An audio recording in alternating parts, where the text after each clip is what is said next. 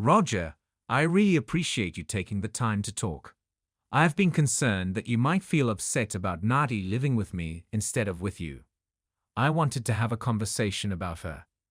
You know, Nadi captivated me from the moment I saw her. She had this effortless charm, captivating everyone on campus, from guys to professors.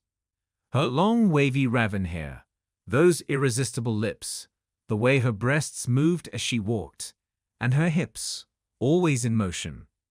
Ever seen her belly dance? It's an immediate attraction. I can understand why you've wanted her by your side. But Roger, I have to be honest with you. Nadi and I aren't just casually involved. We're in love. She wants to commit to a life with me, but I sense she's hesitant to hurt you by bringing up divorce. I'm reaching out to plead with you, to ask if you'd consider letting her go. You've been incredibly understanding about her staying with me. Our connection is intense, Roger. When we're together, there's this magnetic pull. We share deep kisses, tight embraces, and yes, we make love. She never speaks ill of you, but she confides in me that I make her feel unlike anyone else has. I don't say this to hurt you. I want you to grasp the depth of our feelings. Nadi admits she thinks of me constantly and yearns for our time together. Roger, as tough as it might be, please consider doing what's best for her and me. Letting her go. Daniel, I know Nadi has expressed her love for you, especially in intimate moments. What you might not realize is that she's felt this way for many men, both before we were married and after. You're simply the latest in a line. Nadi's like a human butterfly, exceptional in her ability to love deeply. When she's with you, that love will feel all-encompassing. But what she lacks is the capacity to love just one person indefinitely. She'll profess genuine love for you, wholeheartedly, until someone new catches her attention. There's always another allure pulling her in. She's married to me because I accept and love her while she's with me, without trying to confine her to just me. If you attempt to restrict her love to only you, that's the fastest way to lose her. My advice is to embrace the moments you have now. Instead of mourning when she moves on, hold on to the memories of the time you shared. If you're fortunate, she'll remember the good times and return to share her love with you again. But if you try to possess her, you'll likely lose her altogether. Roger, I understand your concerns, but I genuinely believe Nadi has changed. We've discussed starting a family together, and she's expressed her desire to have children. She doesn't have any kids yet and has offered to give me one if I want. However, I don't want to have a child outside of marriage. That's why I'm requesting a divorce and reassuring you that she won't take anything of material value from the marriage. You'll retain all your assets. I think she's hesitant to bring up divorce because she's worried about how you'll fare after she leaves. But the reality is she hasn't been living with you for 2 months now. So why not move forward with the divorce? You mentioned Nadi claims she doesn't have children. That's technically true from her perspective. But let me clarify. These pictures show Armin, who is 10, and Misty, who is 4, my children with her. I have sole custody of both kids, and when she spends time with them, she acts as their mother. There was an agreement that she would give me children, while I'd be their primary or sometimes sole parent. The 6-year gap between our children is because she was with other men during that time. She even had a child with another man, but she doesn't see that daughter because the father wants her back exclusively. She hasn't seen him or their daughter since he gave her that ultimatum. If you're considering having a child with her and maintaining a loving relationship, you may need to consider a similar arrangement. I don't buy it, Roger. What you're saying sounds absurd. It seems like you're just trying to scare me off with some wild story. I think you're jealous that a wonderful, beautiful woman like her wants to leave you for someone else. I'm not falling for this idea that she's incapable of being faithful. She loves me, and that's it. I'm going back to Nadi tonight and telling her to start the divorce process from you immediately. And if she doesn't agree, she will. Nadi has assured me she'll do anything to keep me happy. That's how much she loves me. Would you be open to letting me demonstrate what I'm saying before you talk to Nadi? What do you have in mind? Take her out for dinner. Let me know when and where. I'll unexpectedly join you both, and we can talk. If she expresses her desire to divorce me, I'll happily sign the papers. That's a deal.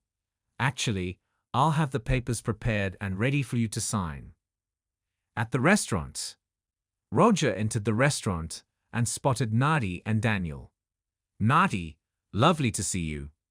Roger, how delightful. Will you join us? Daniel and I were just about to order. Please, take a seat. Are you sure it's all right, Daniel? I wouldn't want to intrude. Please, Roger, join us. Do you two know each other? Just acquaintances. Well then, allow me to make the introductions. Daniel, this is my husband, Roger. Roger, meet my partner, Daniel. It's such a treat to have my two favorite men together. Roger, do you have any recent photos of the kids? You know I do. Here, take a look on my phone. This one's from Misty's birthday party, right before she playfully smudged cake on her brother's face. That was hilarious.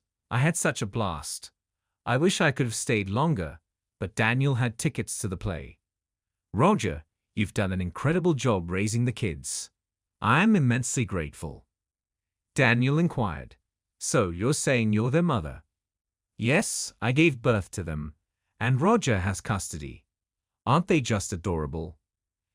Absolutely, but why don't you live with them, and Roger, if you're their mother? Because I'm living with you, darling. I make sure to visit them whenever I can, right, Roger? Yes, and they cherish every moment with you, as do I. Stop, please. You're going to bring tears to my eyes. Daniel was baffled. You're married, you have kids together, and yet, Nadi, you're telling me you love me so deeply that you want to keep living with me. I don't understand. Daniel, I love you deeply. I cherish our time together, our talks, our cuddles, and, of course, our intimacy. What's hard to grasp about that?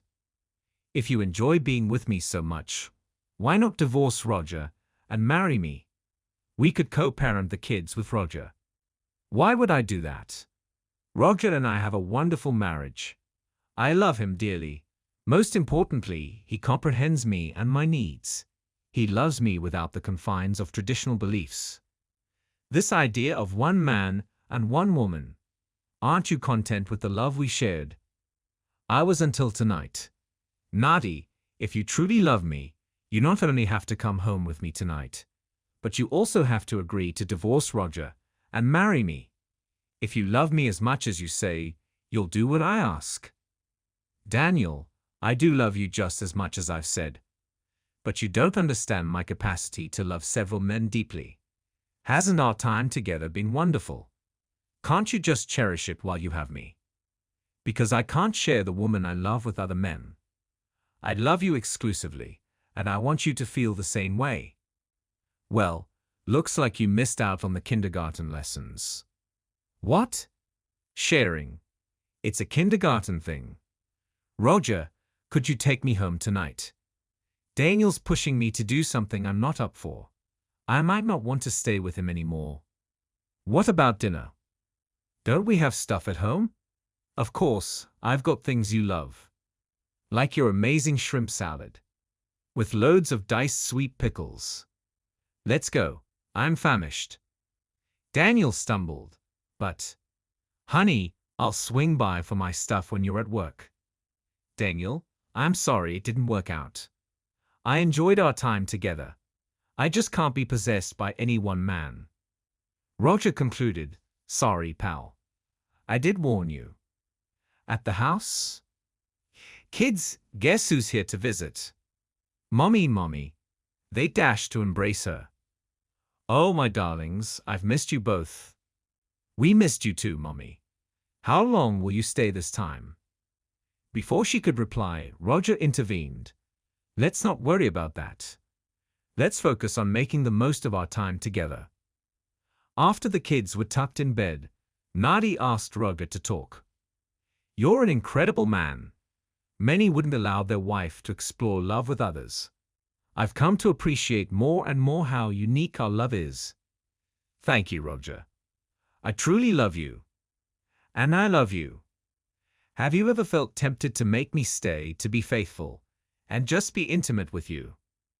Flowers don't trap butterflies if they want them to return. I think I read that in a fortune cookie once. Let's head to bed. I've learned some new pollination techniques since I last visited.